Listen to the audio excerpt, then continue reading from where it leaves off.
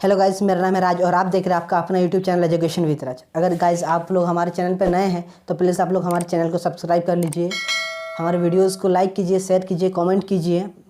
तो गाइस अगर आपने हमारे पहले कुछ वीडियोस नहीं देखे हैं तो वो डिस्क्रिप्शन लिंक में है, आप लोग जाकर वहाँ से देख सकते हैं। नहीं तो आपको वो वीडियोस आई बटन पर भी मिल जाएगी, वहाँ पर भी जाकर देख सकते हैं। जैसा कि हमारी ये मुहिम चल रहा है कि कोल्हान यूनिवर्सिटी के एमए पीजी हिस्ट्री के फर्स्ट सेमेस्टर के जितने भी इंपॉर्टेंट क्वेश्चन है उसमें खुद डिस्कवर करवा रहा हूँ आप लोगों को। तो उसी कंटेक्स्ट में आज हमारा क्वेश्चन रहेगा फिजिक्स फोर्थ का एक बहुत ही इंपॉर्टेंट टॉपिक है। तो आप लोग कॉपी पेन निकाल कर लिख लीजिए। क्वेश्चन पहला क्वेश्चन रहेगा, क्वेश्चन मार्क्स लेके लिखिए। रूस की क्रांति के क्या कारण थे। जैसे कि इसका दूसरा भी क्वेश्चन ये होता है 1917 ईस्वी की रूसी क्रांति के क्या क्या कारण थे। और क्वेश्चन इसका ये भी पूछा जा सकता है कि बोल्शेविक क्रांति के क्या कारण थे। तो ये जो रूसी क्रांति थी और बोल्शेविक क्रांति थी ये दोनों लगभग एक ही है, लगभग नहीं एक बल्कि एक ही है, इसका नाम सिर्फ अलग अलग दिया गया है। तो इसका कंटेस्ट में आप लोग पहले इंट्रो देके लिखेंगे। सन 1917 ईस्वी की रूसी क्रांति न सिर्फ यूरोप के इतिहास की बल्कि संपूर्ण विश्व के इतिहास की एक बहुत ही अति महत्वपूर्ण घटना थी, जिसने न संपूर्ण यूरोप को बल्कि संपूर्ण विश्व को प्रभावित किया था। जैसा कि प्रकृति का नियम है कि विदाउट किसी रीज़न कुछ भी नहीं होता, उसी कारण किसी भी देश में क्रांति किसी कारण के बदौलत ही होता है। उसी प्रकार ये जो रूस था यहाँ पर क्रांति के एक कारण ही कई कारण मौजूद थे। 18वीं से 20वीं सदी का दौर जो यूरोप था वहाँ पर संपूर्ण जगहों पर क्रांति हो रही थी, इससे रूस भी अछूता ना रहा। इसी प्रकार रूस में भी क्रांति प्रारंभ होना स्वाभाविक ही था, क्योंकि हर जगह आसपास में हो रही है तो रूस में भी होना स्वाभाविक था। जैसे कि अगर आप लोगों के अगल बगल में कुछ प्रॉब्लम हो उसका कुछ ना कुछ प्रभाव तो आपके घरों पर भी पड़ता है, उसी प्रकार ये था। 1917 ईस्वी की रूस की क्रांति के दो चरण थे, एक मार्च की क्रांति कही जाती है और दूसरा नवंबर की क्रांति कही जाती है। जैसे कि मार्च की क्रांति था ये राजनीतिक था और ये जो नवंबर की क्रांति है ये सामाजिक था। जैसा कि राजनीतिक क्रांति में क्या होता था, उस वक्त जो कंडीशन थे उसके खिलाफ राजाओं पर सिर्फ ये हुआ था, तब वहाँ राजाओं ने ड्यूमा का मतलब वहाँ के शासक को जार कहा जाता था। तो रूस का जो शासक था उसे जार कहते थे, जो किंग था। तो जार ने ड्यूमा का ये झांसा देकर वहाँ के लोगों को शांत कर लिया था। ड्यूमा जैसा कि अभी पार्लियामेंट है उसे पार्लियामेंट ही कहा जाता था। जैसा कि वहाँ के जार ने कहा था कि हमारा जो रूस है वहाँ पर सिर्फ ड्यूमा के सदस्य से ही कानून बनेंगे, परंतु बाद में ऐसा कुछ नहीं हुआ, जिसके कारण लोगों का गुस्सा और ज़्यादा उभर कर सामने आया और ये नवंबर की क्रांति में तब्दील हो गया। नवंबर की क्रांति बहुत ही बड़ा विशाल रूप धारण कर ली थी, जिसे जार भी रोक नहीं पाया। जैसे कि मैंने पहले ही कहा था कि क्रांति किसी एक कारण से नहीं होती, कई अनेक कारण मौजूद थे। क्योंकि वहाँ के जो अधिकांश जनसंख्या होती थी वो कृषक वर्ग होती थी, उन पर अधिक अत्याचार किया जा रहा था, जिस कारण कृषक वर्ग ने 1905 ईस्वी में एक बार विद्रोह तो किया था, परंतु वहाँ का शासक अत्यंत शक्तिशाली होने के कारण उस वक्त उस विद्रोह को दबा दिया था। परंतु वहाँ पे जो फूट डले थे वो लोगों के दिलों पर घर कर गई थी। जो सना बढ़ता गया तब लोगों के दिलों में ये आग और उजागर होता गया और ज़्यादा प्रबल होता गया, जिस कारण ये 1917 ईस्वी में एकदम धमक कर आया। कोई विस्फोट होता है ना, जैसा कि अगर हम लोग किसी बम को आगे लगाता पहले चिंगारे फैलते, तो 1905 ईस्वी में ये चिंगारे थे और जब ये 1917 हुआ तब ये चिंगारे धीरे धीरे बम के एकदम करीब चला गया और ये विस्फोटक रूप धारण कर लिया, जिससे ये संपूर्ण रूस की क्रांति हुई। इसके अनेक कारण थे, जिसमें से मैं जो बहुत ही इंपॉर्टेंट कारण है उसे डिस्कस करूँगा। तो आप लोग पहले लिख लीजिए ऊपर में हेडिंग देके, रूस की क्रांति के क्या क्या कारण थे, ये क्वेश्चन है हमारा। तो आप लोग लिख लीजिए रूस की क्रांति के निम्नलिखित कारण थे। अब पहला पॉइंट लिखिएगा, जार शाही का निरंकुश शासन। जार के शासक निरंकुशता पूर्वक शासन किया करते थे, वह राज्य के दिव्य सिद्धांतों को पर विश्वास किया करते थे। जैसा कि पहले के शासक होते थे वो अपने आप को ही ईश्वर का रूप मानते थे और वो समझते थे कि हम जो कर रहे वही सही है। तो उस वक्त जब ये स्थिति बनी तब लोगों पर गुस्सा तो था। जार अलेक्जेंडर द्वितीय सुधार का पक्षपाती था, उसने कई सुधार किए, परंतु वहाँ के जो बड़े उच्च वर्ग थे जैसे कुलीन ये लोग उसके विरोधी हो गए। तब उसने इसके विरोध देखते हुए उसने अपनी सुधार योजना को हटा दी। उसके पश्चात जो शासक आए वो निरंकुशतापूर्वक शासन करने लगे, परंतु उसके द्वारा सुधार कार्य किए जाने से लोगों के हृदय में मन में ये भावना घर करने गई कि हमें संवैधानिक रूप से स्वतंत्रता मिलनी चाहिए, क्योंकि इससे शासन में जो नीतियाँ लागू होती वो सिर्फ जनता के लिए होती है और ये निरंकुश शासन सिर्फ अपने शासक वर्ग के लिए होती है। इससे शासक वर्ग की खुश रहते थे और बाकी अधिकांश जो जनता होती थी वो नाखुश रहती थी, क्योंकि जिस पर कोई प्रशासनिक रूप से उन पर रोकथाम की जाएगी तो वो कैसे खुश रह सकते हैं। तो आप लोग ये 1 नंबर पे लिख सकते हैं। आप उसके बाद 2 नंबर पे लिखिएगा 1905 ईस्वी की रूसी क्रांति। जैसा कि पहले 1905 ईस्वी में ये रूस की क्रांति हुई थी, उसमें वहाँ का शासकों ने अपनी प्रबलता का परिचय देते हुए उस शासन व्यवस्था को दबा दिया था और वहाँ उस वक्त ये कहा गया था कि वहाँ ड्यूमा की स्थापना की जाएगी और ड्यूमा के जो सदस्य नियुक्त होंगे वो जनता द्वारा नियुक्त होगी। ये ड्यूमा क्या है, पहले मैं आपको ये बता दूँ। ड्यूमा जैसा कि अभी हमारे देश में पार्लियामेंट होती है ना, ये उसी तरह का वहाँ ड्यूमा कहा जाता था। जैसा कि वहाँ पहले कहा गया था कि यहाँ पर जो भी लोग नियुक्त किए जाएंगे वो जनता द्वारा नियुक्त की जाएगी, परंतु वो बाद में वहाँ का जो नियुक्ति हुई है वो शासक अपने मर्जी से क्या करने लगे और वो अपने मर्जी से उन्हीं लोगों को लिया करते थे जो उनके हित में कार्य करेंगे। इसी प्रकार वो निरंकुशतापूर्वक शासन परस्पर बना ही रहा। लोगों को ये सिर्फ भावना दी गई कि आप यहाँ से आप प्रजातंत्र की स्थिति उत्पन्न हो जाएगी, परंतु ऐसा कुछ नहीं हुआ। इससे लोगों के हृदय में ये भावना इनके प्रति घृणा घर कर गई कि इन्हें तो स्वतंत्रता ही चाहिए था। और इसी प्रकार जब क्रांति हुई तब लोगों को ज़्यादा ध्यान नहीं रहा। उसके बाद जब लोग इसके विपरीत परिस्थितियों को देखने लगे तब लोगों को ये समझ आया कि उन स्वतंत्रता की कितनी आवश्यकता है। और वो भावना बाद में 1917 ईस्वी में क्रांति के लिए प्रबल रूप धारण करने में महत्वपूर्ण भूमिका निभाई और ये क्रांति 8 मार्च 1917 को स्टार्ट हुई और 8 नवंबर 1917 को ही समाप्त हो गई। आप लोग 3 नंबर लिख सकते हैं 1789 ईस्वी की फ्रांस की क्रांति का प्रभाव। जब ये फ्रांस की क्रांति हुई उस वक्त ये नारा लगा था कि स्वतंत्रता, समानता और संप्रभुता, ये नारा लगा था। इससे उस वक्त अधिकांश देश तो प्रभावित हुए ही, तो उसमें से रूस भी एक देश था जो प्रभावित हुआ था। उस वक्त लोगों को ये मालूम चल गया था कि इससे एक संतुष्ट राज्य की निर्माण हो सकता है। जब ये स्थिति उत्पन्न हुई थी उस वक्त इसका प्रभाव भी इस जगह पर पड़ा जो अप्रत्यक्ष रूप से रूस की क्रांति में बहुत ही मददगार साबित हुई। लोगों को समझ आया कि स्वतंत्रता से क्या होता है, क्योंकि अगर कहीं और कुछ स्थिति उत्पन्न हुई है उससे क्या प्रभाव पड़ रहा है वहाँ के सामने वाले देश के लोगों को तो कुछ ना कुछ हद तक पता चल ही जाता है। उस तरह वहाँ के लोगों को भी पता चला है कि वहाँ स्वतंत्रता, समानता और संप्रभुता है, तो हमारे देश में भी होना चाहिए, जिससे लोगों को हेल्प मिलेगी आगे बढ़ने में। और ये जो रूस में थी ये जारशाही का जो शासन था वो बहुत निरंकुशतापूर्वक होता था कि किसी को भी अपने योग्यता के अनुसार काम नहीं मिलता था, जिस कारण लोगों में ये गुस्सा घर कर रही थी, जो संपूर्णतः अंत तक 1917 ईस्वी में विस्फोट के रूप में सामने आई। आप लोग 4 नंबर पॉइंट लिख सकते हैं भ्रष्ट पादरी रास्पुटिन का शासन में अनावश्यक हस्तक्षेप। जैसा कि उस वक्त का शासक था, उसकी जो वाइफ थी वो पादरियों पर अत्यंत विश्वास करते थे, वो अंधभक्त थे। तो जो राष्ट्रपुटिन चाहता था वो उस रानी द्वारा वो शासन पर कार्य किया करवाया करता था। उसी प्रत्यक्ष में जब रानी को जो भी काम वो करवाता था वो सिर्फ वो अपने पक्षपात के लिए करवाएंगे, क्योंकि कोई भी कार्य अगर किसी अपने कार्य करवा रहा है तो किस लिए करवाएंगे, वो अपने पक्ष के लिए करवाएंगे। और वो रानी को इतना भी ख्याल नहीं रहता, तो वो इतनी अंधभक्त थी उसे ये समझ ही नहीं आता था कि वो उसके जनता के लिए है या फिर वो उस सिर्फ पादरी के लिए है जो कि वहाँ पर शासन किया करते थे। पादरी वो उसका वहाँ पर इतना रिस्पेक्ट हुआ करता था जैसे कि हमारे प्राचीन काल में ऋषि मुनियों का हुआ करता है।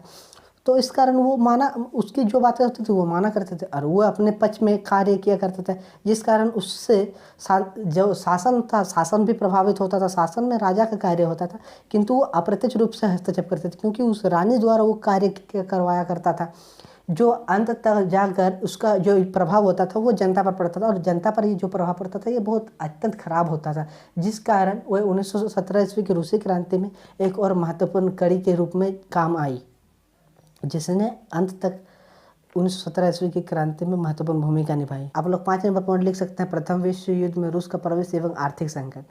जैसा कि उस वक्त प्रथम विश्व युद्ध में रूस मित्र राष्ट्रों की ओर से लड़ेगा ये कंफर्म हो चुका था, तो वहाँ के सांसदों ने भी ये स्वीकृति दे दी थी, परंतु जरीना का अनावश्यक हस्तक्षेप प्रशासन के कारण वहाँ की स्थिति खराब हो गई। क्यों, कैसे खराब हुई?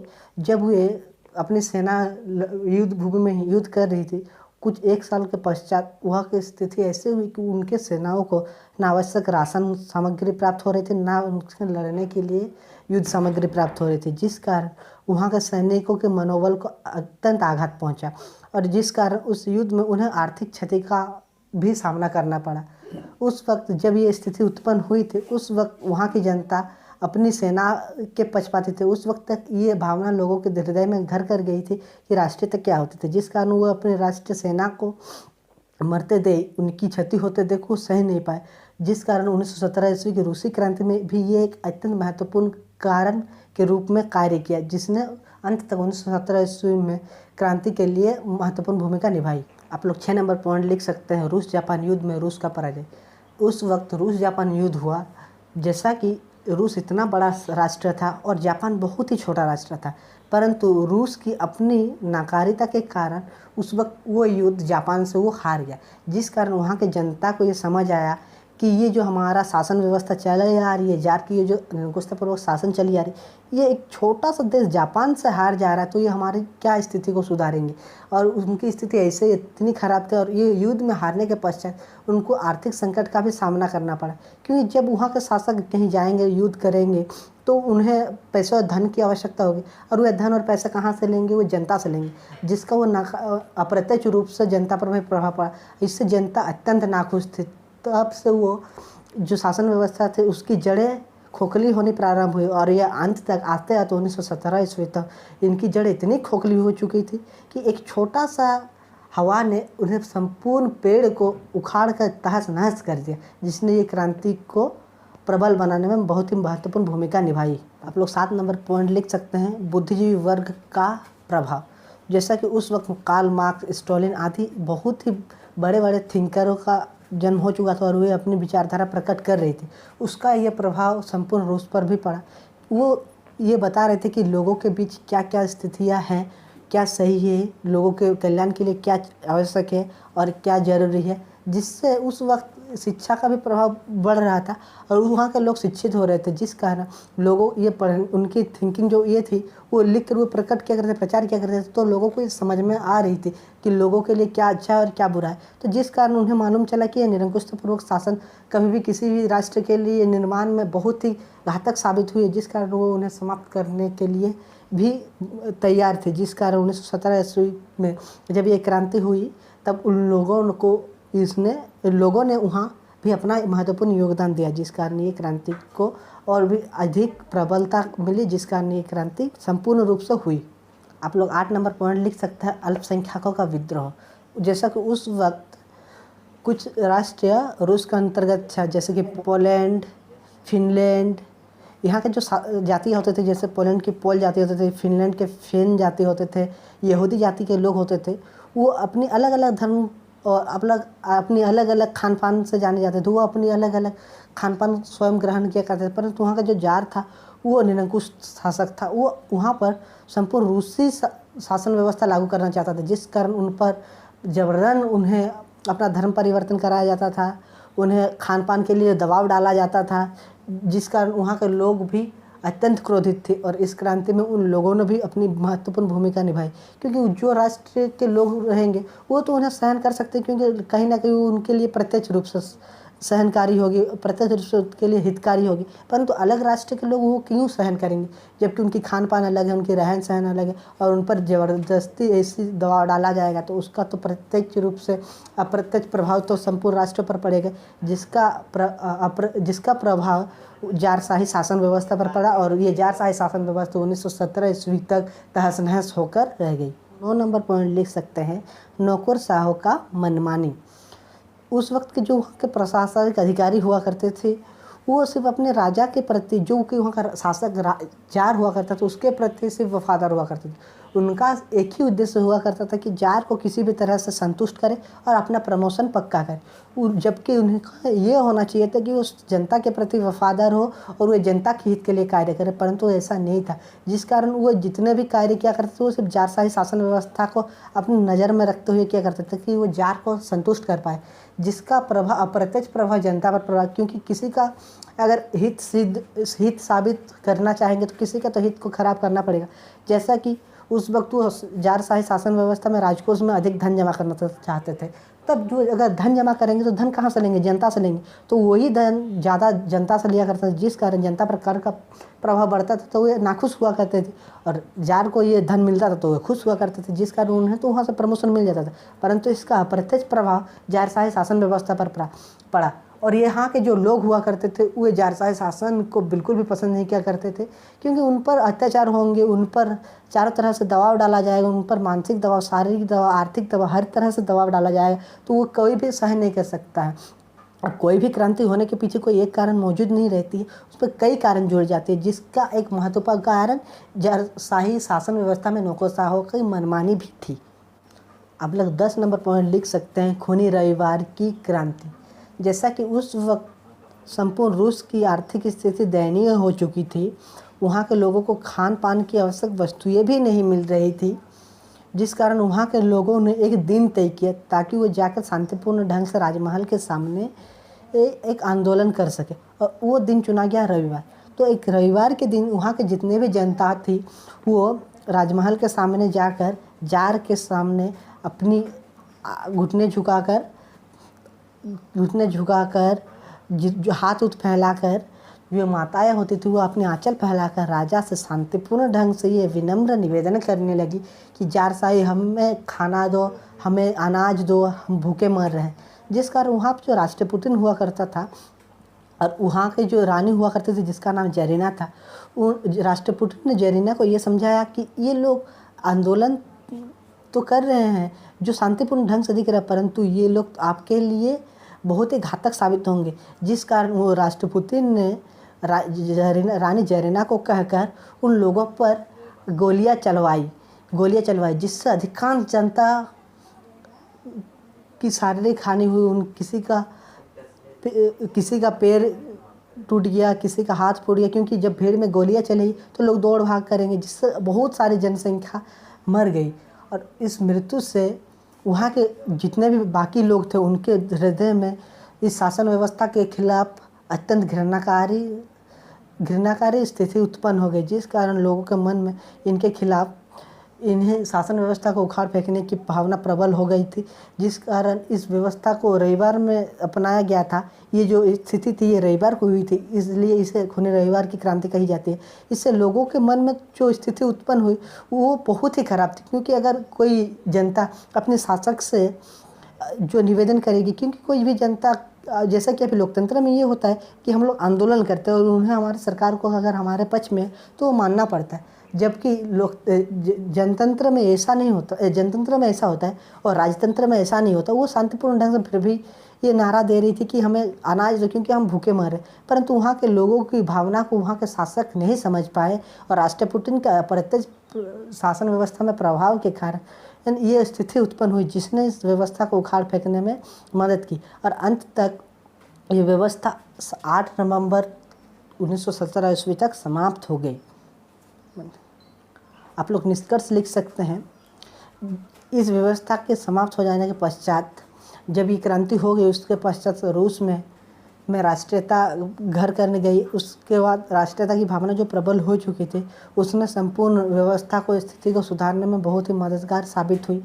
जब ये हुआ, इसका होना आवश्यक था, क्योंकि अगर किसी भी स्थिति पर क्रांति कब होती है, जब वहाँ की स्थिति बहुत ही खराब हो, और कई प्रकार से इसकी स्थिति बहुत खराब थी, पर और ये होना तय हो गया कि यहाँ क्रांति हुआ। या उसके प्रभाव ये हुए कि वहाँ के लोगों में थोड़ी राहत मिली, वे लोकतंत्र के पक्ष में थे। उसके पश्चात लेनिन ने अपनी शासन नीति बनाई, बोल्शेविक क्रांति, इसे बोल्शेविक क्रांति कहते हैं, और बोल्शेविक ने ड्यूमा की स्थापना की, जिसने पार्लियामेंट को चलाया, और बाद में ये पार्लियामेंट टूटा और भी आगे स्थिति खराब हुई, अच्छी हुई, ये स्थिति बनी रही, और अंत तक संपूर्ण रूस में जनतंत्र की स्थापना हो गई। और इसने संपूर्ण यूरोप के साथ साथ संपूर्ण विश्व में भी जनतंत्र के लिए प्रबल अपना आगाज कर दिया।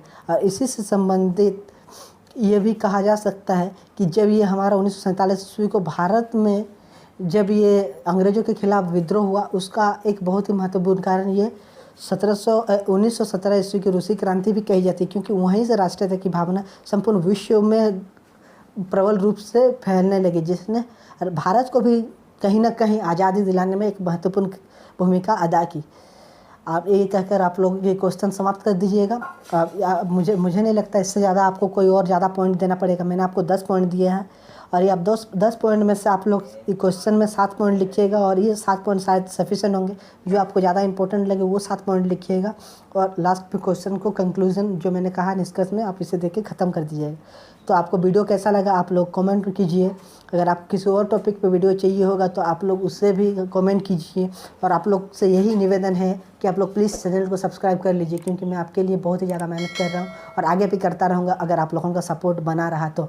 और वीडियो को लाइक भी कीजिए और शेयर भी कीजिए। तो thank you guys, thank you so much.